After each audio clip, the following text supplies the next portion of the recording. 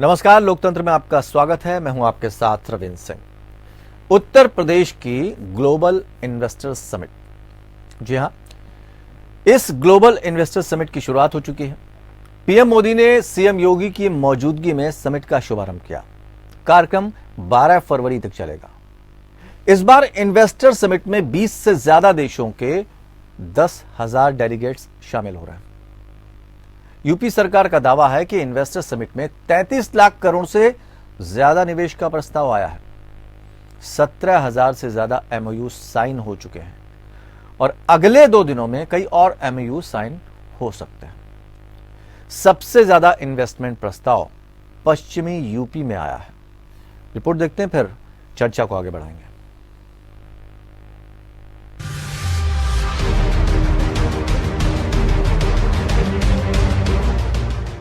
देश के प्रधानमंत्री नरेंद्र मोदी ने साल 2025 तक भारतीय अर्थव्यवस्था को $5 ट्रिलियन का बनाने का लक्ष्य रखा है, जबकि उत्तर प्रदेश की सरकार साल 2027 तक प्रदेश की इकोनॉमी को 1 ट्रिलियन तक पहुंचाने के लक्ष्य पर काम कर रही है।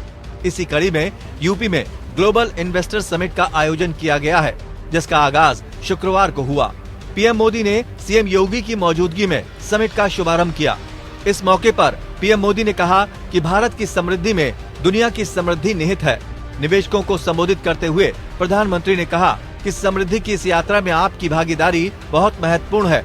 पीएम मोदी ने कहा कि भारत स्पीड और स्केल के रास्ते पर चल पड़ा है, बहुत बड़े वर्ग की बेसिक जरूरतों को पूरा कर लिया है, इसलिए एक लेवल ऊपर की सोचने लगा है। यही भारत पर भरोसे का सबसे बड़ा कारण है। पीएम मोदी ने कहा कि यूपी इकलौता ऐसा राज्य होगा जहां 5 इंटरनेशनल एयरपोर्ट होंगे। पीएम ने कहा कि आज यूपी एक आशा, एक उम्मीद बन चुका है। यूपी ने अपनी नई पहचान स्थापित कर ली है। यूपी को सुशासन से, गुड गवर्नेंस से पहचाना जा रहा है। यूपी की पहचान बेहतर कानून व्यवस्था, शांति और स्थिरता के लिए है। अब यहाँ वेल्थ क्रिएटर्स के लिए नित्य नए अवसर बन रहे हैं। बिजली से कनेक्टिविटी तक हर क्षेत्र में सुधार आया है। साथियों, आज यूपी एक आशा, एक उम्मीद बन चुका है। भारत अगर आज दुनिया के लिए ब्राइट स्पॉट है, तो यूपी भारत के ग्रोथ को ड्राइव करने वाला एक अहम नेतृत्व दे रहा है। वहीं सीएम योगी ने बताया कि यूपी में इस निवेश कुंभ में अब तक 18,000 से ज्यादा एमओयू साइन हो चुके हैं। इसमें 33 लाख हजार करोड़ के निवेश के प्रस्ताव प्राप्त हुए हैं। इसके जरिए 92,50,000 से ज्यादा लोगों को रोजगार मिल सकेगा। ये निवेश energy, electronics, manufacturing, IT, tourism, power generation, health care, food dairy समेत कई सेक्टरों में होगा। सीएम योगी ने बताया कि निवेशकों के लिए हमने कई काम आसान कर दिए हैं। ऑनलाइन सिंगल विंडो पोर्टल 406 सेवाएं उपलब्ध करा रहा है। निवेश सारथी ऐप के जरिए जिज्ञासाओं का समाधान की सुविधा दे रहा है। यूपी ने बीते 5 सालों में निर्यात को दोगुना किया है। प्रदेश बेहतरीन कानून व्यवस्था के लिए भी जाना जा रहा है। इसके अलावा यूपी भारत की फूड बास्केट, खाद्यान्न, दूध, गन्ना समेत कई चीजों में नंबर 1 है। इस निवेश महाकुंभ में अब तक हमारे पास 18,643 कुल एमओयू हमारे साथ वर्तमान में हुए हैं और जिनके माध्यम से प्रदेश को अब तक 32,92,000 करोड़ रुपए के निवेश के प्रस्ताव हमें प्राप्त हो चुके हैं, जिनके माध्यम से प्रदेश के अंदर 92,50,000 से अधिक यहां पे नौकरी और रोजगार की संभावनाएं जिनके माध्यम से प्रदेश के अंदर होंगी। अगर सौगातों की बात करें तो देश के सबसे अमीर शख्स और रिलायंस इंडस्ट्रीज के प्रमुख मुकेश अंबानी ने उत्तर प्रदेश सरकार की झोली भर दी। मुकेश अंबानी ने यूपी ग्लोबल इन्वेस्टर समिट में बड़ा ऐलान कर सबका ध्यान अपनी ओर खींचा। उन्होंने अगले 4 साल के अंदर उत्तर प्रदेश में अतिरिक्त 75,000 करोड़ रुपए का निवेश करने की बात कही। रिलायंस ग्रुप साल 2018 के बाद से अब तक यूपी में 50,000 करोड़ रुपए का निवेश कर चुका है। मुकेश अंबानी की माने तो इस निवेश के जरिए अतिरिक्त 1 लाख से अधिक रोजगार सृजित होंगे। मुकेश अंबानी के मुताबिक हम यूपी में 10 गीगावाट रिन्यूएबल एनर्जी प्लांट लगाएंगे और बायो एनर्जी उद्योग की भी शुरुआत करेंगे। टाटा ग्रुप ने भी इस कार्यक्रम में बड़ा ऐलान किया। इस कार्यक्रम में टाटा सन्स के चेयरमैन एन चंद्रशेखरन ने कहा कि टीसीएस पहले से उत्तर प्रदेश में मौजूद है। आने वाले दिनों में एयर इंडिया का यूपी को देश और दुनिया से जोड़ने का प्लान है। टाटा प्रमुख के मुताबिक उत्तर प्रदेश में विकास की अपार संभावनाएं हैं। ये राज्य कृषि क्षेत्र में पहले से व्यवस्थित है। यूपी में निवेश के लिए कृषि, manufacturing, infrastructure, defence, pharma, aerospace और टूरिज्म में निवेश की बहुत संभावनाएं हैं। उत्तर प्रदेश सरकार के बुलावे पर इस कार्यक्रम में शामिल होने आदित्य बिड़ला समूह के अध्यक्ष कुमार मंगलम बिड़ला भी पहुंचे। बिड़ला ग्रुप के प्रमुख ने कहा कि हमारा उत्तर प्रदेश के साथ 70 के दशक से रिश्ता है। रेणुकूट में हमारी फ्लैगशिप कंपनी हिंडाल्को की सीमेंट फैक्ट्री है। यूपी में आदित्य बिड़ला ग्रुप के 7 से अधिक बिजनेस हैं और 13,000 लोग काम करते हैं। बिड़ला ग्रुप ने यूपी में 25,000 करोड़ रुपए के निवेश का ऐलान किया है। इस समिट में 13 देशों से ज्यादा के उद्योगपति राजधानी लखनऊ में हजारों करोड़ के एमओयू साइन करेंगे। जिन देशों के औद्योगिक विकास मंत्रियों को निमंत्रण भेजा गया उनमें संयुक्त अरब अमीरात यानी UAE, Japan, Germany, Thailand, Mexico, South Africa, Brazil, Australia, France, Netherlands, Belgium, Canada और अर्जेंटीना शामिल हैं। आनंद सिंह, एपीएन, लखनऊ। 18,643 एमओयू साइन हुए और नाम दिया गया समिट को कि ये एक निवेश कुंभ है। मुख्यमंत्री योगी आदित्यनाथ ने कहा उत्तर प्रदेश की तस्वीर बदल जाएगी। उत्तर प्रदेश इकोनॉमी का एक बड़ा हिस्सेदार बनने जा रहा है। $1 ट्रिलियन की हिस्सेदारी अपना इकोनॉमी में वो करेगा। इसके चलते कानून व्यवस्था का हवाला दिया गया कि बेहतर कानून व्यवस्था, सिंगल विंडो सिस्टम, जिससे निवेशकों को कोई परेशानी ना हो। एक मेला लगा है बड़े बड़े उद्योगपतियों का, देश नहीं विदेश से भी आया है। कैसे देखें इसको, इस निवेश कुंभ को? 2024 की तैयारियां, कागज पर एक बेहतरीन विकल्प और जो वादे हैं, वो वादे अगर पूरे हो जाते हैं तो निश्चित तौर पर एक ऐसी मिसाल पेश की जाएगी जिसका सानी कोई नहीं होगा। चर्चा आगे बढ़ाते हैं। 4 खास मेहमान इस चर्चा में हमारे साथ शामिल हैं। शबनम पांडे, प्रवक्ता भारतीय जनता पार्टी। प्रोफेसर भुवन भास्कर जोशी, समाजवादी पार्टी के प्रवक्ता हैं। अमन अग्रवाल, निदेशक हैं IIF यानी the institute of international finance. आपका भी बहुत बहुत स्वागत है सर। राजीव बंसल हमारे साथ जुड़े हुए हैं, उपाध्यक्ष हैं आप IIA यानी इंडियन इंडस्ट्रीज एसोसिएशन। ये रिप्रेजेंटेटिव बॉडी है माइक्रो, स्मॉल और मीडियम एंटरप्राइजेस गवर्नमेंट की, जिसको हम लोग शॉर्ट में MSME बोलते हैं, उसके आप उपाध्यक्ष हैं। बहुत बहुत स्वागत करते हैं आपका। शबनम पांडे जी, आपसे ही शुरुआत करना चाहेंगे। इसको निवेश कुंभ कहा गया है, कितनी उम्मीदें मानी जाएं कि पूरी हो जाएंगे? देखिए, निश्चित तौर पे इस अमृत महोत्सव के काल में हमारे देश में जिस तरीके से विश्व भर के इंडस्ट्रियलिस्ट ने भरोसा किया है और जिस तरीके से MOU साइन हुए हैं, साफ तौर पे दिखता है कि उत्तर प्रदेश की जो दिशा और दशा इन 7 सालों में 6 सालों में बदली है, उससे भी बेहतर रफ्तार के साथ इस इन्वेस्टर समिट के बाद और भी बेहतर स्थिति में उत्तर प्रदेश दिखेगा। निश्चित तौर पे विश्व के साथ साथ अगर देश के प्रथम राज्य के तौर पे देखा जाए उत्तर प्रदेश को, तो मैं समझती हूँ कि ये गलत नहीं होगा। जिस उत्तर प्रदेश को बीमारू राज्य देखा जाता था और निराशा की दृष्टि से देखा जाता था, आज देश के साथ साथ विश्व के कई देशों के उद्योगपतियों ने इसे एक अपने उद्योग के नजरिए से बेहतर राज्य माना है। और उसकी वजह ये भी है कि 25 से ज्यादा ऐसे निवेश के जो हमारी नीतियां हैं, उसको निवेश फ्रेंडली नीतियां बनाई गई हैं। सिंगल विंडो पोर्टल के द्वारा इन्वेस्ट यूपी 2.0 को भी हमने बनाया है। ईज ऑफ डूइंग बिजनेस में हम देश में पहले प्रदेश हैं।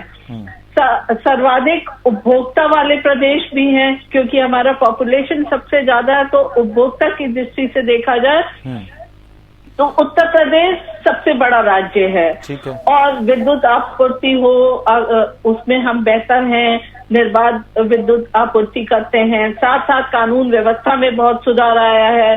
अंतर राज्य जलमार्ग की दृष्टि से देखा जाए तो अकेला ऐसा प्रदेश है उत्तर प्रदेश जहां काशी से हल्दिया तक के जलमार्ग की सुविधा उपलब्ध कराई गई है। इंडस्ट्रियल लैंड बैंक देखा जाए तो अगर लैंड बैंक के इससे देखा जाए तो उत्तर प्रदेश में बड़ी संभावना दिखती है। तो एक संभावना ये भी जताई जा रही है शबनम पांडे जी कि $1 ट्रिलियन का लक्ष्य योगी सरकार का है, यानी कि 82,557 करोड़ अरब रुपए का लक्ष्य रखा गया है देश की इकोनॉमी में हिस्सेदारी करने के लिए। लगता है कि ये पूरा हो जाएगा इस साल या कुछ कमी रह जाएगी? देखिए, मैं साल तो नहीं कहती, पर हमारे इस टर्म में जरूर पूरा हो जाएगा। इस कार्यकाल में? इस कार्यकाल में निश्चित तौर पे पूरा होगा, क्योंकि जो पिछला कार्यकाल में है उसमें जब हमने सत्ता संभाली थी और आज का उत्तर प्रदेश की राजधानी आप देखेंगे तो जमीन आसमान का अंतर दिखेगा। जिस तरीके से इन्वेस्टर समिट में आने वाले उद्योगपतियों ने और विश्व के कई कोनों में, देश के साथ साथ विश्व के कई कोनों ने जो रुचि दिखाई है, जो MOU साइन किया है, ये कहीं ना कहीं उत्तर प्रदेश की बढ़ती हुई आर्थिक स्थिति को देखते हुए और उद्योग की संभावनाओं को बेहतर तरीके से देखते हुए ही किया गया। अगर कोई बीमारू एक सवाल और लेंगे फिर हम आगे जाएंगे। शबनम जी, ये MOU जो 17,000 से ज्यादा साइन हो चुके हैं, हम इन पर भरोसा करें तो क्या पिछला डेटा भी इसके साथ दे दिया जाता अगर कि हमने इतने MOU पिछले कार्यकाल में साइन किए थे और ये उसका ब्यौरा है जो हमने काम इतने प्रतिशत पूरा कर लिया है 100 में से, तो लगता है ये भरोसा और जाग जाता। तो कोई पिछला डेटा है आपके पास? निश्चित तौर पे भरोसा इसीलिए जागा है क्योंकि हर इन्वेस्टर, क्योंकि ये चौथा इन्वेस्टर नहीं, पिछला डेटा है कुछ, पिछला ऐसा कोई डेटा है सरकार के पास? उसी पे आ रही हूँ। ये चौथा इन्वेस्टर समिट है। ठीक है। और 3 हमने ग्राउंड ब्रेकिंग सेरेमनी कराई है। ग्राउंड ब्रेकिंग सेरेमनी वही होती है जो हम इन्वेस्टर समिट में MOU साइन करते हैं और जो धरातल पर उतर जाते हैं, उसका काम शुरू हो जाता है, तो वो ग्राउंड ब्रेकिंग सेरेमनी होता है। हमने 3 ग्राउंड ब्रेकिंग सेरेमनी किया और तीनों में हमने उस आंकड़ों को रखा। पहले का मुझे याद नहीं है, पर दूसरे में 60,000 करोड़ का हमने धरातल पर उतारा था। उस थर्ड में हमने 80,000। जी, किन किन फील्ड्स में थे हम? उसका मैं वही बता रही हूँ। सेकेंड फेज का तो मैं बता रही हूँ। थर्ड फेज में 80,000 करोड़ का हमने धरातल पर उतारा है। तो हम लगातार जो भी इन्वेस्टर समिट करते हैं उसके बाद ग्राउंड ब्रेकिंग सेरेमनी करते हैं और उसमें वो आंकड़ों को हम पेश करते हैं। और आज जो विकास की रफ्तार बढ़ी हुई उत्तर प्रदेश में, चाहे आप कनेक्टिविटी को लेके देखें, चाहे आप कपड़ों के टेक्सटाइल के इसमें आप देखें, हम आगे बढ़े हैं, शिक्षा में आगे बढ़े हैं, स्वास्थ्य में, इन सब जगहों पे जो हम कहते हैं एक जनपद एक मेडिकल कॉलेज, या अगर हम कनेक्टिविटी का कहते हैं तो 5 इंटरनेशनल एयरपोर्ट खुल गए। हम सांस्कृतिक धरोहर को बढ़ाने की बात करते हैं, इन सब में हमने MOU साइन किए थे। डिफेंस कॉरिडोर हो, सब में हमने करा था और वो धरातल पर दिख रहा है। प्रोफेसर भुवन भास्कर जोशी, मोबाइल फोन का देखें। ठीक है, आपने एक लमसम बता दिया कि हमने इतने करोड़ का जो डेटा है वो आपने बता दिया, लेकिन वो कैटेगराइज करते किसके क्षेत्र में कितना हुआ तो और शायद जनता को संदेश पहुंच जाता कि यहाँ पर इतने चीजों पर काम हो चुका है। भुवन भास्कर जोशी जी, MOU साइन किए गए हैं और 17,000 से ज्यादा, ये उत्तर प्रदेश की एक अलग तस्वीर पेश करेगा। और बड़े बड़े यहाँ पर समिट में उद्योगपति आए हुए थे, देश से ही नहीं विदेश से भी। आपको लगता है कि चीजें सही हैं और आप शायद वो नहीं कर पाए जो बीजेपी ने कर दिखाया है? देखिए, आज मैंने प्रधानमंत्री जी का भाषण सुना विभिन्न चैनलों के माध्यम से, और आज उन्होंने स्पष्ट कह दिया कि योगी सरकार से जो पूर्व में सरकारें रही है, वो सरकारों ने उत्तर प्रदेश को बीमारू राज्य बनाया है। उन्होंने समाजवादी को भी कहा और अपने जो तीनों जो मुख्यमंत्री थे उनको भी कहने का काम करा, क्योंकि उनकी भी भूमिका थी। मैं उनका नाम श्रद्धापूर्वक लेना चाहता हूं आपके चैनल के माध्यम से। माननीय कल्याण सिंह जी, माननीय राजनाथ सिंह जी, माननीय राज प्रकाश गुप्ता जी ने, ये तीन लोगों ने भी बीमारू राज्य बनाने के लिए उत्तर प्रदेश की जो भूमिका अदा करी, ये माननीय मोदी जी का कथन है। क्योंकि उन्होंने कहा कि योगी सरकार से जो पूर्व में कुछ भी उत्तर प्रदेश में नहीं हुआ और ये बीमारू राज्य बना, तो मैं निश्चित तौर पर कहना चाहता हूं कि उस बीमारू राज्य में ये तीन मुख्यमंत्रियों की भी भूमिका रही, जो कि भारतीय जनता पार्टी की अकॉर्डिंग टू मोदी जी। पहला विषय। दूसरा विषय मैं बताना चाहता हूं, जो ये पैसा लग रहा है, ये पैसा ना तो भारतीय जनता पार्टी का पैसा है, ना समाजवादी पार्टी का, ना अन्य पार्टियों का, ये टैक्स पेयर का पैसा है। और टैक्स पेयर कौन है? मैं, आप और ये जितने हमारे पैनलिस्ट बैठे हैं, ये टैक्स पेयर का पैसा है। अच्छा, उसमें बीजेपी आती है? बनती है? उसमें बीजेपी आती है? मैं आपको बताना चाह रहा हूँ, वही तो विषय बता रहा हूँ मैं आपको। ये टैक्स पेयर का पैसा बर्बाद ना हो जाए, इसकी जिम्मेदारी विपक्ष के लोगों की होती है, जो कि हम अपने नेता माननीय अखिलेश यादव जी के नेतृत्व में वो जिम्मेदारी। टैक्स तो सभी लोग पे करते हैं ना, किसी भी दल का नेता हो। उसमें आप ये कहें कि सिर्फ आप या जो बाकी लोग बैठे हैं, तो उससे वो अछूते तो नहीं है, वो लोग भी टैक्स पे करते हैं। कहने का मतलब है टैक्स पेयर का है, मेरा मतलब है वो किसी राजनीतिक दल का पैसा नहीं है, वो टैक्स पेयर का पैसा है। उस टैक्स पेयर को बचाना, उस टैक्स पेयर सही जगह पैसा लगे, ये जवाबदेही विपक्ष के नेता माननीय अखिलेश यादव जी और के नेतृत्व हम लोग निभाने का प्रयास कर रहे हैं। नहीं तो अभी तक कहाँ लग रहा है आपको जो गलत पैसा यूज हो गया हो? अब मैं आ रहा हूँ उसी विषय पर। 2018 में लखनऊ में जो इन्होंने करा था, पहला इन्होंने जो करा था, मैं आपको उसका आंकड़ा बताना चाहता हूँ। 4,28,000 करोड़ के इन्होंने 1,045 AMU साइन करे और धरातल पर कितने निकल के आए, मैं आंकड़ा वो बता रहा हूँ ना, वो हमारा और आपका आंकड़ा नहीं है, वो आंकड़ा सदन में इन्हीं के तक उद्योग मंत्री थे सतीश महाना जी, उन्होंने वो आंकड़ा सदन में देने का काम करा और उन्होंने बताया कि 38,000 करोड़ के ही केवल धरातल पर निकल पाए 4,28,000 में से, और केवल 1,045 में से 90 AMU फाइनल हो पाए। तो निश्चित तौर पर यह बताने को काफी है कि जो भारतीय जनता पार्टी का काम है वो हवा में अलग है और जमीन में अलग उतर के आया।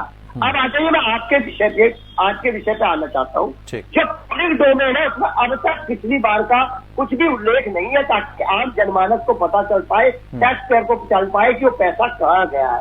उसमें मैं आपसे कहना चाहता हूँ, वो जो इंडस्ट्रियल पॉलिसी है भारतीय जनता पार्टी ने, वो अब तक प्रदेश को बताने का काम नहीं करा। ये लोग निश्चित तौर पर इनको इंडस्ट्रियल पॉलिसी को अपना अब तक बताना चाहिए, ताकि आपकी सरकार का आंकड़ा है आपके पास कि कितने MOU साइन हुए और कितनों पर आपने काम कर दिया अपने कार्यकाल में? मैं उसी विषय पर बता रहा हूँ। आज का जो विषय है ब्रजेश जी, जो आपने चलाया है कि इस सरकार की क्या 6 साल से हम सरकार में नहीं है, आज जवाब इनको देना है, समाजवादी पार्टी को नहीं देना है। हमें तो केवल उस नहीं, मैंने तो जनरल आपसे पूछ दिया, कम से कम आप ही बता दें कि 5 साल के जो कार्यकाल में या पिछले कार्यकाल में जो आपका कार्यकाल रहा है, उसमें कितने हजार MOU साइन हुए और कितना काम कर दिया आपने, उसका आंकड़ा भी आप इनको दे दीजिए। मैं उसी विषय को गंभीरता से बताना चाहता हूँ।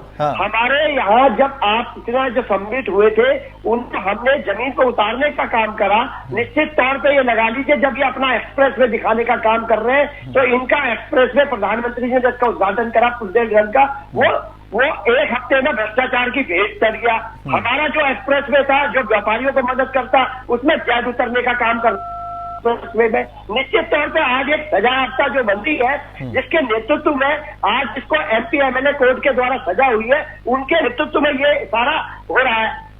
उनका नाम बोलने में मुझे कोई मंत्री है, उनके उद्योग के, उनको सजा हुई है कोर्ट के द्वारा। एक सजायाफ्ती मंत्री के नेतृत्व में ये पूरा संचालन हो रहा है। प्रदेश और देश जानना चाहता है। नंबर 3 विषय, और हमारी केवल इतनी बात है कि पब्लिक डोमेन में उसको डाल दीजिए पिछले आंकड़े को, ताकि टैक्स पेयर को पता चल जाए और देश की दिशा और दशा तय हो जाए। जो आकलन किया जाता है ना, देखिए ऐसे हवाई बातें सब कर लेते हैं। प्रोफेसर भुवन भास्कर जोशी साहब, आप भी अपना डेटा दे देते हैं, हम कंपैरिजन कर लेते हैं कि आपने इतना काम किया, आपका आधा काम भी इन्होंने नहीं किया। खैर वो सवाल हम लेंगे। राजीव बंसल जी आपके पास आना चाहेंगे, आप उपाध्यक्ष हैं IIA के। थोड़ा समझना चाहेंगे जो इस बार का मोटो रहा है या जो फोकस रहेगा, वो किस तरह की इंडस्ट्रीज पर रहेगा? सर्वप्रथम सभी को नमस्कार जी। सर, पिछले 5 वर्ष में योगी जी की सरकार और देश में हमारे माननीय नरेंद्र मोदी जी की सरकार, इन्होंने जो कार्य करे हैं इतने सकारात्मक हुए हैं कि इस देश में, उत्तर प्रदेश में, मैं भी एक उत्तर प्रदेश का उद्यमी हूं, नोएडा से, तो एक ऐसा वातावरण बना है जो उद्योग के फेवर में है। आज प्रदेश के अंदर लॉ ऑर्डर पोजीशन बहुत अच्छी है, इंडस्ट्रियल पॉलिसी बहुत बेहतर है पहले से, ईज ऑफ डूइंग बिजनेस में काफी सुधार है, यद्यपि अभी उसमें और कुछ सुधारने की संभावना है। इस सब को देखते हुए मुझे इस बात का विश्वास है कि देश के प्रधानमंत्री और प्रदेश के यशस्वी मुख्यमंत्री जी ने जो 5 ट्रिलियन और 1 ट्रिलियन इकोनॉमी का लक्ष्य रखा है वो जल्द ही पूरा होगा। आपको लगता है कि पिछले जो MOU साइन हुए हैं या MSME का जो टारगेट रहा है पिछला, वो पूरा हो गया या उसमें कुछ कमी रह गई? आंकड़े तो मेरे सामने अभी नहीं है, हाँ। पर मैं इतना जरूर मानता हूं कि जो भी लक्ष्य रखे गए थे और MSME ने जो MOU साइन करे थे उसमें अधिकांश धरातल पे उतरे हैं। अब MSME एक ऐसा वर्ग एक समय ये कहा गया कि MSME की जो अपनी दशा है वो काफी गड़बड़ा गई है, जिसको लेकर फिर सरकार को मदद भी करनी पड़ी। इस तरह की भी खबरें आती रही हैं। तो अगर सब कुछ ठीक था तो फिर दिक्कतें क्यों आई, और दिक्कतें आ रही हैं तो सब कुछ ठीक कैसे है? मैंने ये नहीं कहा कि सब कुछ ठीक है, मैंने कहा काफी सुधार है और जो थोड़ी बहुत संभावनाएं हमेशा होती है सुधार की वो आगे रहेंगी। कोविड के टाइम पे MSME की पोजीशन खराब रही थी पिछले 2-2.5 वर्ष में, पर अब एकदम वापस चेंज आया है, देश की इकोनॉमी में सुधार है, MSME के पास व्यापार है। और आप देख रहे हैं GST के आंकड़े अगर आप देखें वो अपने आप में बताते हैं कि 1.5 लाख करोड़ तक की मंथली राजस्व की कलेक्शन है, तो ये अपने आप में एक बात को दर्शाता है कि MSME या टोटल उद्योग में ग्रोथ हो रही है। अगर हम परेशानियां, पिछली सरकारें जो थीं उनमें क्या परेशानियां थीं जो आपको लग रहा है कि वो शॉर्ट आउट हो गई हैं और आसानी से कोई भी व्यक्ति आकर निवेश कर सकता है उत्तर प्रदेश में? ऐसी कोई परेशानियां बता पाएंगे? संक्षेप में बोलूं तो ईज ऑफ डूइंग बिजनेस अब पहले से बेहतर है, लॉ एंड ऑर्डर पहले से बहुत बेहतर है। किसी भी उद्योगपति को, उद्यमी को अपना व्यापार, अपनी इंडस्ट्री, अपना उद्योग लगाने के लिए लॉ एंड ऑर्डर बहुत अच्छा चाहिए, जो प्रदेश के अंदर बहुत सुधार हुआ है। Ease of doing business definitely पहले से बेहतर है। अब ये आपने, मुख्यमंत्री जी ने बोला और अभी थोड़ी देर पहले आपने भी बताया, क्योंकि मैं वेस्टर्न यूपी नोएडा से हूँ, कि सबसे ज्यादा जो इंटेंट आए हैं वो वेस्टर्न यूपी से आए हैं। तो अब वेस्टर्न यूपी में अगर हम ये गौतम बुद्ध नगर की बात करें तो गौतम बुद्ध नगर ODOP के अंदर रेडीमेड गारमेंट्स के लिए है। इसी तरह जो दूसरे जिले हैं वो भी अपने अपने उद्योग जो उनके यहाँ खास है उसके लिए हैं। ODOP की स्कीम सरकार का एक बहुत अच्छा आइडिया था और इसके अंदर डेफिनेटली उद्योग को बढ़ावा मिला है। हाँ, परंतु इतना मैं जरूर कहना चाहूंगा कि इतने जो MOUs आए हैं 4 लाख करोड़ के, डेफिनेटली उद्योग को लगाने के लिए सरकार हम सर यही समझने की कोशिश कर रहे हैं कि चूंकि आप एक रिप्रेजेंटेटिव बॉडी भी हैं तो हमें कुछ आंकड़ा मिलता, कुछ धरातल पर जो चीजें आई हैं उसके बारे में पता लगता, तो शायद हमारे दर्शक भी बहुत गहराई से समझ पाते और उन बातों पर भरोसा भी किया जा सकता है। क्योंकि कई बार थोड़ा सा खेल की तरफ जाए, कहा जाता है कि जो टीम है कागजों पे बहुत अच्छी नजर आती है, लेकिन जब वही टीम मैदान में जाती है तो फिर बड़ी दिक्कत आती है, वहां पर धराशायी हो जाती है। तो ऐसे इसीलिए हमने ये जानने की कोशिश की आपसे कि कितना अभी तक का जो क्या परफॉर्मेंस रहा है MSME का, जैसे हम ये कह सकें कि आने वाला वक्त जो है और बेहतर हो सकेगा। मैं वही बताना चाह रहा हूँ, हमारा एक MSME संगठन है और आज मुख्यमंत्री जी ने अपने उद्बोधन में इंडियन इंडस्ट्रीज एसोसिएशन का उल्लेख भी किया है। तो हमारा MSME एसोसिएशन पूरे प्रदेश में मौजूद है, हमारी शाखाएं, और हम प्रदेश सरकार की इस मुहिम में उनके साथ है कि प्रदेश के अंदर उद्योग लगे जिससे रोजगार का सृजन हो, प्रदेश की तरक्की हो। ठीक है। हाँ, हम सरकार से ये अपेक्षा जरूर करते हैं कि जितने ये MOUs आए हैं इन सभी इंडस्ट्रीज को लगने के लिए सरकार को भूमि, लैंड का अवेलेबिलिटी करानी चाहिए उद्योग के लिए, और जब ये लैंड का अलॉटमेंट का सिस्टम बने, कुछ इस तरह बने कि A1 फाइनेंसर या केवल जो मुनाफाखोर है उनको ना मिले, एक्चुअल उद्यमी को मिले जो तो ये तो आपने एक बात कर दी ना, या तो क्वेश्चन बन गया कि अभी भी मुनाफाखोर हैं कहीं ना कहीं। चलिए हम आते हैं, अमन जी आपके पास आना चाहते हैं। विदेशी निवेश की भी बात कही जा रही है और चूंकि आप तो लंबे समय से जुड़े हैं, इसका अनुभव भी रखते हैं, हम थोड़ा समझना चाहेंगे कि जो पिछले कार्यकाल में MOU साइन हुए हैं उससे अब तक कुछ आंकड़ा है आपके पास, कितना निवेश हो चुका है जो हम बेहतर कल की उम्मीदें करें?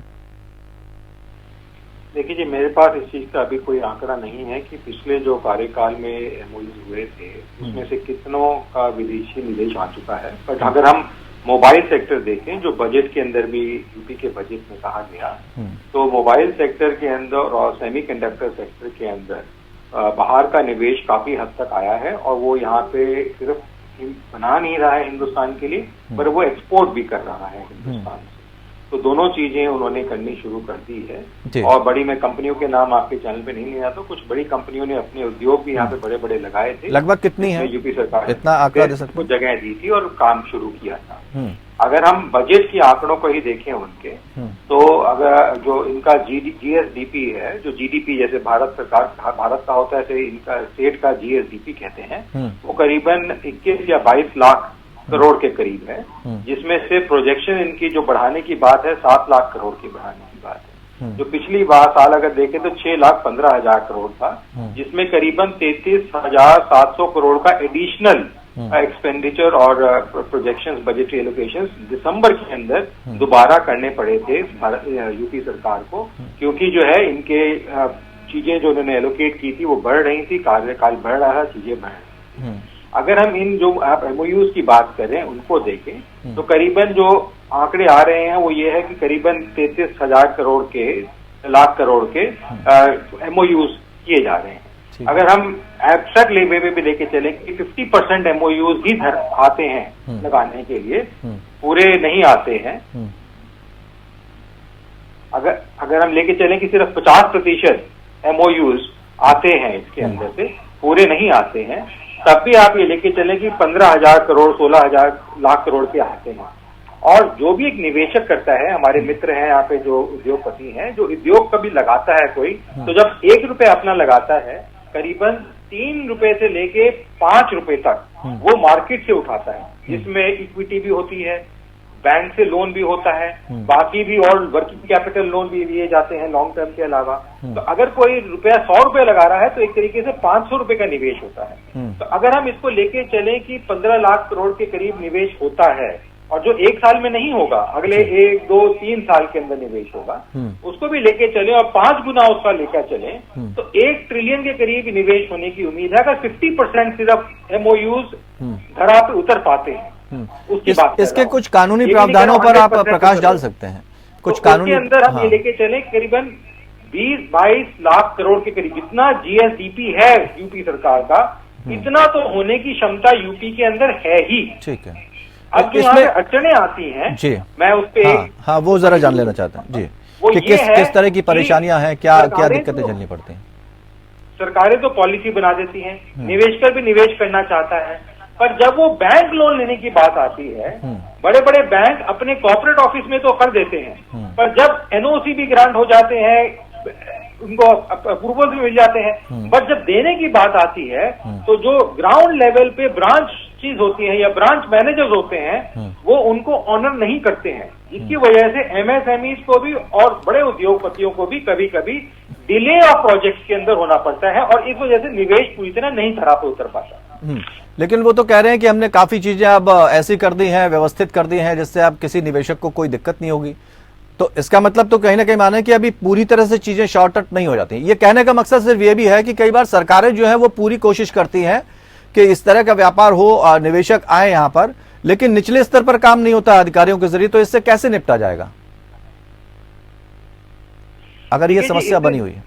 इससे निपटने के तरीके हैं। क्या है कि जब से ये NPA के ऊपर मुहिम इस सरकार ने चलाई है, और कुछ सीनियर बैंक मैनेजर्स को, जैसे मैंने लोकसभा टीवी में भी कहा, राज्यसभा टीवी में भी कहा था 4-5 साल पहले, और उसके बदौलत जो है कुछ जो MD लेवल के, CMD लेवल के लोगों के ऊपर कुछ कार्रवाई हुई। आपको पता है, काफियों के नाम भी आए 2-3 के, बड़े बड़े बैंकों के, तो उनको जो है थोड़ा ज्यादा कड़ाई से सरकार ने लिया गया, और जब वो कड़ा से सरकार में लिया गया तो बैंक प्रणाली में थोड़ा डर बैठ गया है कि अगर ये एनपीए बनता है तो कल मेरे ऊपर भी कोई चीज आ सकती है।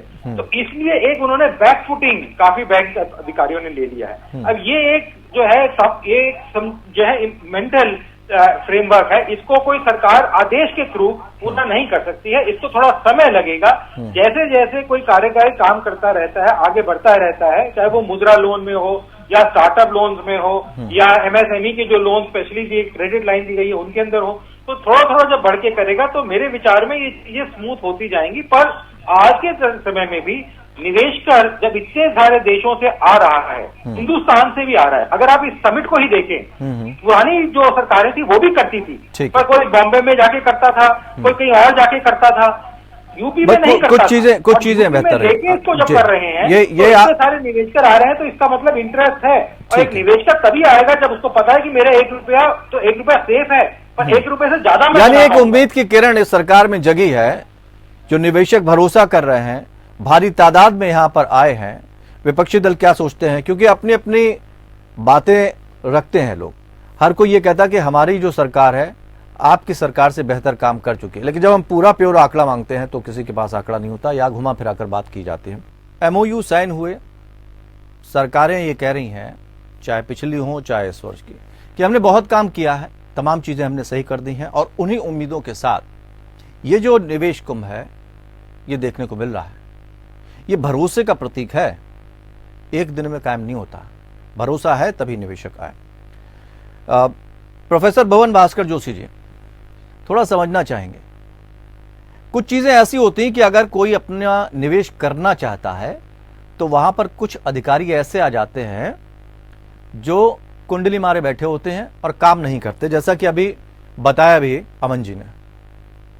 2 नाम आपको गिना रहे हैं हम, सीईओ रितु महेश्वरी और यादव सिंह।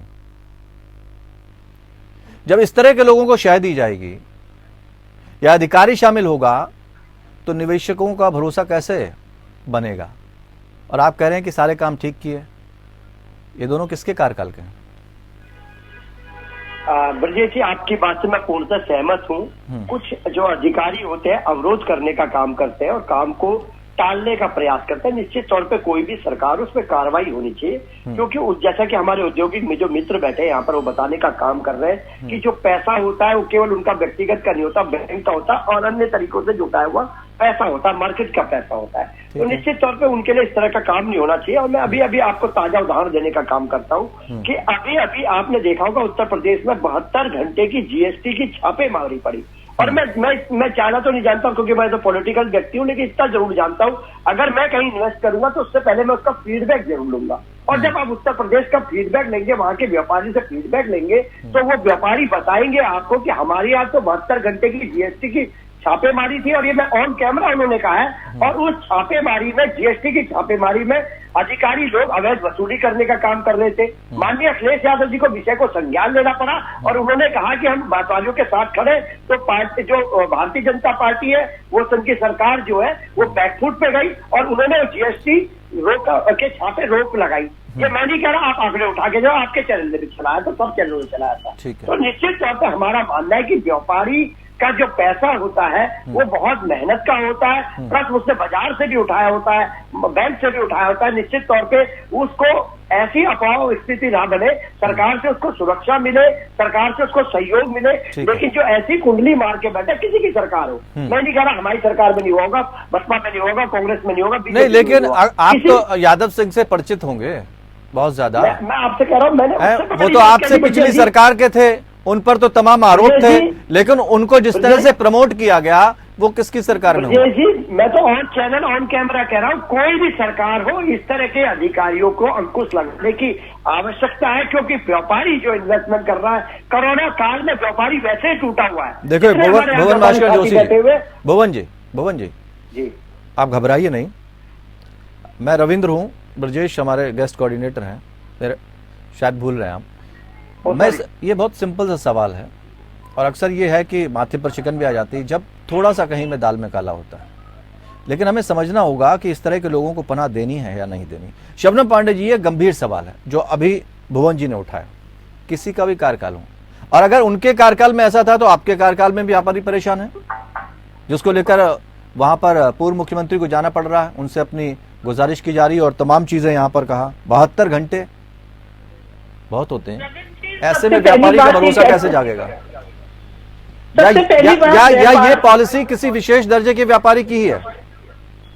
देखिए, सबसे पहले बोलती हूँ कि व्यापारी का भरोसा कैसे होगा, ये इन्वेस्टर समिट दिखाता है कि व्यापारियों का और उद्योगपतियों का भरोसा कैसे उत्तर प्रदेश में हुआ कि इन्वेस्टर समिट चौथा हो रहा है और बगैर किसी अड़चन के होता है। तो ये भरोसा जीतना है, और भरोसा ऐसे भी होता है कि अगर कोई शिकायत आती है तो सरकार त्वरित भाव से कार्रवाई करती है। ये भुवन जी ने अभी साफ बताया, पर यादव सिंह पे कभी इन्होंने विपक्ष में रह के इस बात को कहना कि होना चाहिए, लेकिन सत्ता में रह के वो काम ये नहीं करते थे। नहीं तो ये बिना किसी जानकारी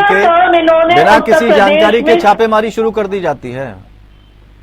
देखिए, जानकारी के तहत ही छापेमारी होती है। अगर कहीं पे कोई चूक होता है तो उस पर कार्रवाई करने में सरकार पीछे नहीं हटती है। ये एक सरकार की पारदर्शिता दिखाती है, स्वच्छ छवि दिखाती है, और शायद इसी वजह से कानून व्यवस्था को हम अच्छा कर सके उत्तर प्रदेश में, और निवेश तो ऐसी कार्रवाई क्यों की जाती है, किस वजह से की जाती है, थोड़ा समझा दीजिए। ये 72 घंटे की कार्रवाई होती है। निश्चित तौर पे किसी गड़बड़ी का अंदेशा मिला होगा, रिपोर्ट मिला होगा। कहीं ऐसा नहीं है कि कहीं भी कार्रवाई बगैर ऐसी चूक से होती है, इसको मैं मानने को तैयार नहीं है। लेकिन अगर कहीं अधिकारियों ने या कर्मचारियों ने किसी तरीके की चूक की होती है तो आपको पता है, पहले कार्यकाल के पहले दिन से ही माननीय मुख्यमंत्री योगी आदित्यनाथ जी ने कई अधिकारियों और कर्मचारियों को बाहर का रास्ता दिखाया, कार्रवाई करने में कहीं चूक नहीं की। और व्यापारी अगर कहीं कुछ गड़बड़ पाया जाता है, व्यापारियों में भी कोई कैटेगरी की गई है क्या कि अगर बड़ा व्यापारी कुछ गड़बड़ करता है तो उसके ऊपर कार्रवाई नहीं होगी, और छोटे व्यापारी अगर गड़बड़ करते हैं तो उनके ऊपर तुरंत कार्रवाई हो जाएगी? ऐसा भी कुछ है मापदंड?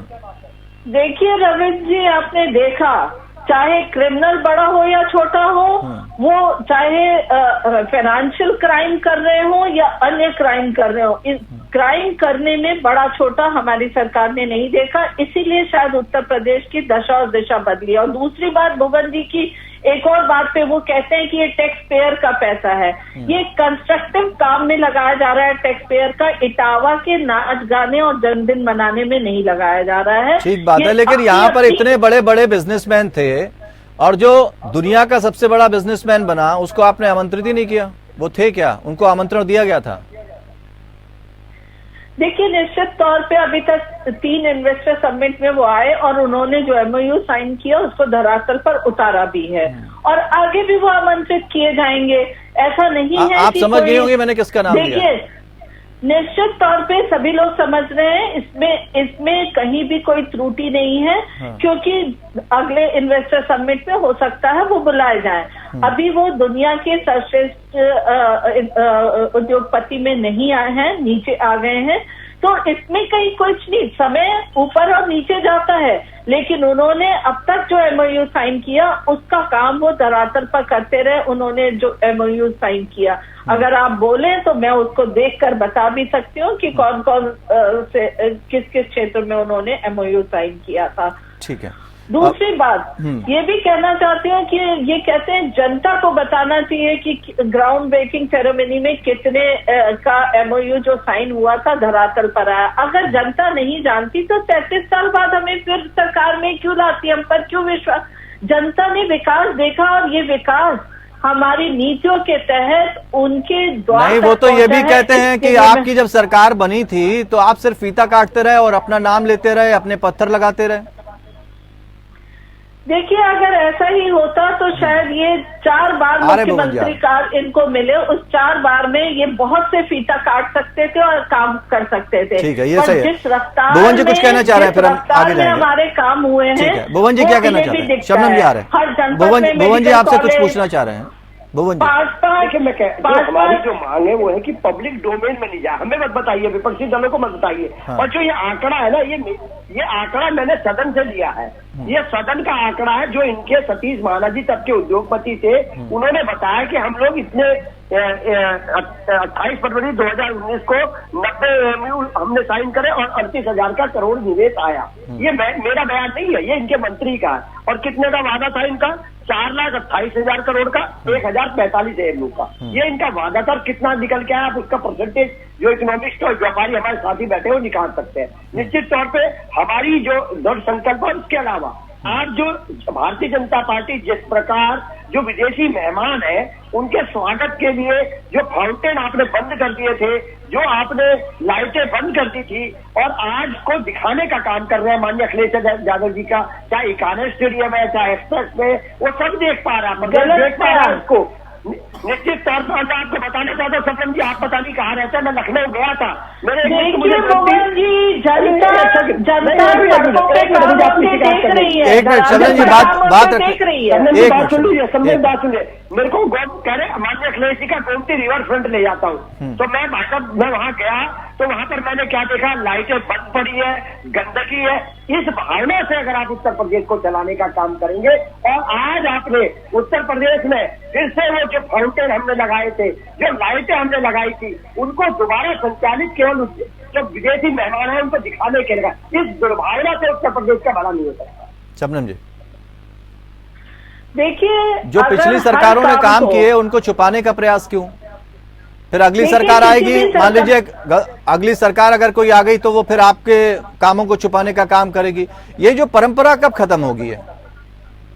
देखिए, किसी भी तरीके से किसी सरकार के काम को छिपाया नहीं जा सकता, लेकिन हाँ, अगर धरातल पर खराब काम हुआ है तो उसको सही करने का काम हमारी सरकार ने किया। अगर चाहे वो रिवर फ्रंट का देखिए, रिवर फ्रंट किस तरीके से काम किया था, सरकारों ने घोटाले किए, गंदगी का ढेर था, तो उसको भी बेहतर स्थिति में करने का काम हमने किया। आधा अधूरा बनाया, उस एक्सप्रेसवे को भी हमने पूरा किया, और साथ साथ 5 एक्सप्रेसवे पूरा किया, और आगे अन्य एक्सप्रेसवे का भी काम चल रहा है। हर जनपद में मेडिकल कॉलेज खोलने का काम आपने किया, ये सभी लोग जानते हैं, पड़ गए थे, पूरे देश से देखा है।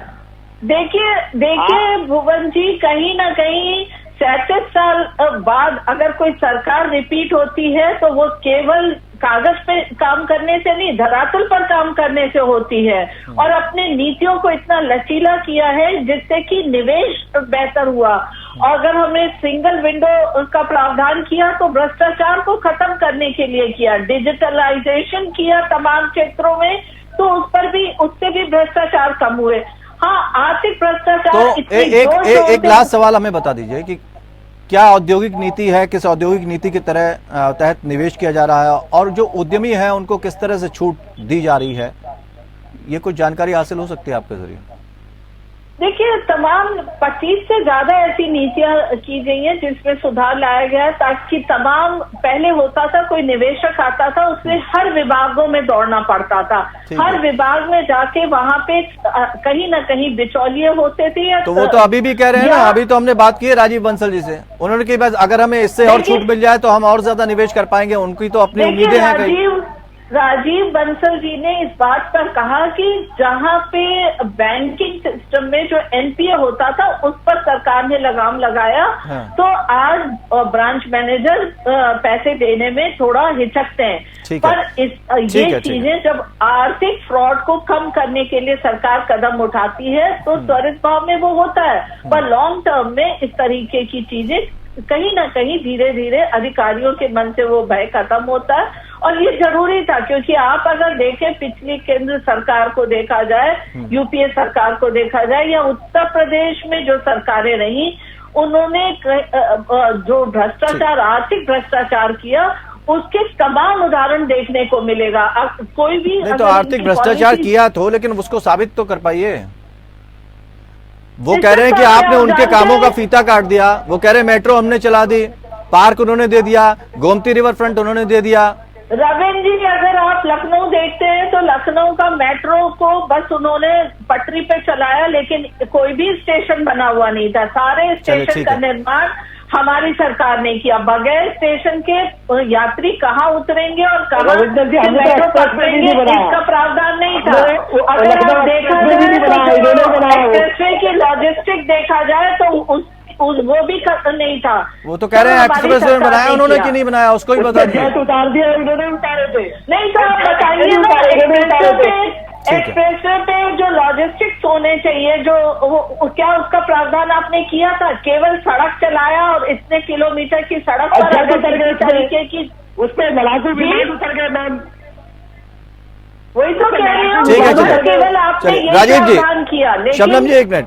राजीव जी, चूंकि निवेशकों को लेकर ये कहा गया, सिंगल विंडो सिस्टम की भी बात की गई, जीएसटी की जब बात की गई थी, उसके फॉर्म ही भरे जा रहे थे, तो बहुत सारे व्यापारी इतने परेशान थे, कई दिनों तक परेशान रहे, और कुछ व्यापारी आज भी परेशान हैं। पॉलिसी को लेकर अक्सर जो है टकराव होता है सत्ता पक्ष और विपक्ष में, कि एक लकीर खींच दी गई है छोटे व्यापारियों और बड़े व्यापारियों के बीच में। ये वास्तविकता है या फिर बेकार के आरोप हैं?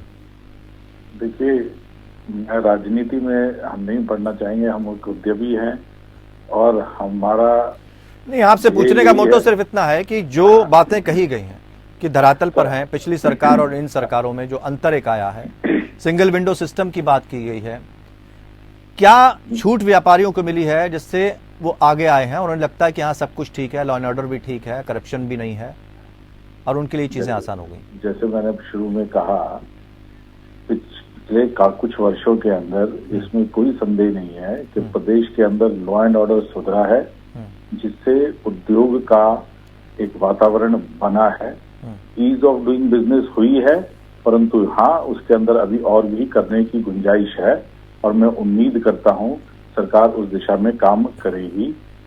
आपने जीएसटी की बात शुरू में अभी मेरे से पूछी, अगर आप 2017 की बात कर रहे हैं जब जीएसटी लागू हुआ था, तो निस्संदेह कोई भी नई चीज आएगी शुरू में तकलीफ आती है, व्यापारी वर्ग को आई, क्योंकि जीएसटी व्यापारी वर्ग पे था, उद्योग पे था, तो शुरू के साल 2 साल समझने में टाइम लगा।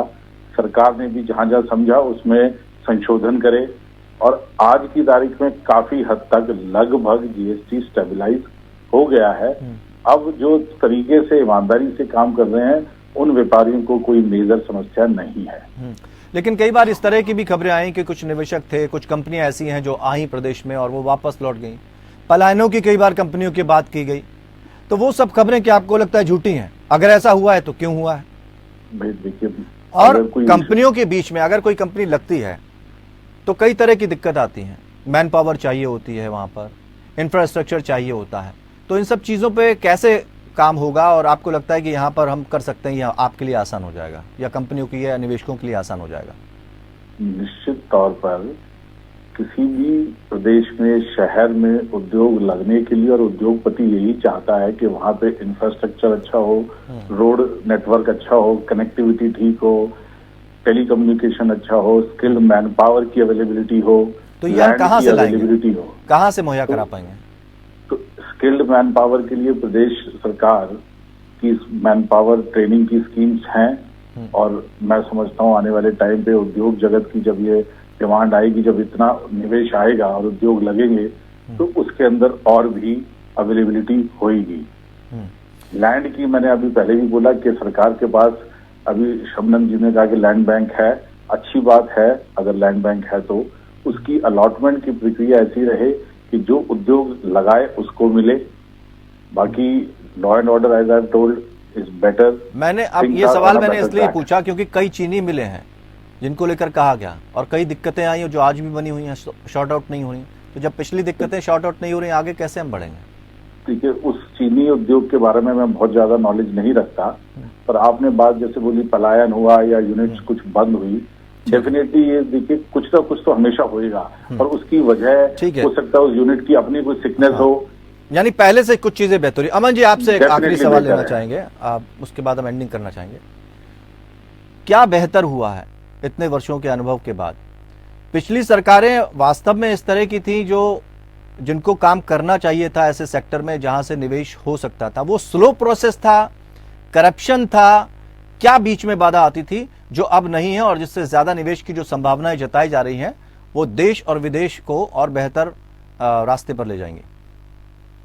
देखिए जी, इसमें दो तीन चीजें हैं। पहली बात तो सारी सरकारें अपनी तरफ से पूरा काम करने की कोशिश करती हैं। ये कहना कि किसी सरकार ने काम नहीं किया या काम अच्छा नहीं किया, ये गलत रहेगा। कुछ ज्यादा अच्छा करते हैं, थोड़ा कुछ कम अच्छा करते हैं, कुछ की नीतियां ऐसी रहती हैं, कुछ की विचारधाराओं का चक्कर होता है। ये सब चीजें टाइम टू टाइम अलग रही हैं। जहाँ तक इस सरकार की बात है, जो करंटली सरकार है, इनकी फेवर में दो तीन चीजें भगवान की कृपा से रही हैं। वो ये है, एक तो हिंदुस्तान की जो ग्रोथ है वो प्रगति की तरफ जा रही है। हिंदुस्तान की तरफ जो रुझावन हो रहा है उद्योगपतियों का, निवेश का, फॉरेन डायरेक्ट इन्वेस्टमेंट का, वो ज्यादा हो रहा है। और वो सेंट्रल गवर्नमेंट और स्टेट गवर्नमेंट यानी पहले से ज्यादा भरोसा। तीसरी बात जो देखने को हमें मिली है कि जो कोरोना काल के बाद उद्योग में ग्रोथ आई है, जम पाया है और एमएसएमई सेक्टर निखर के आया है, वो भी इनके एडवांटेज में जा रहा है। और इनकी नीतियां भी कुछ सिक्योरिटी के मामले में, सुरक्षा के मामले में, तो इसलिए वो पॉजिटिव आउटले जो है हमें ज्यादा देखने को मिल रहे हैं। पर ये कहना कि कोई भी सरकार काम नहीं कर रही है, ये गलत रहेगा। बहुत बहुत शुक्रिया आपका जी हमारे साथ जुड़ने के लिए। एक बहुत सही जवाब दिया। काम सबने किया, लेकिन एक फोकस्ड होके देश को एक साथ लेकर एक मैप में बांधकर कहां पर कितना निवेश करना है, कहां की खूबी क्या है, कहां का व्यापार क्या है, किस तरह से उसे प्रमोट करना है, एक मंच पे जो लाने का काम किया है वर्तमान सरकार ने किया है। और यही वजह है जो एमएसएमई सेक्टर से जो भरोसा जताया जा रहा है उसमें जम पाया है। कोरोना में काल में तो दुनिया हिल गई, लेकिन यहां पर एक भरोसा जरूर जागा है और ऐसी उम्मीद की जा रही है ये जो निवेश कुंभ है ये बहुत सारे रोजगार भी लेकर आएगा। फिलहाल इतना ही, नमस्कार।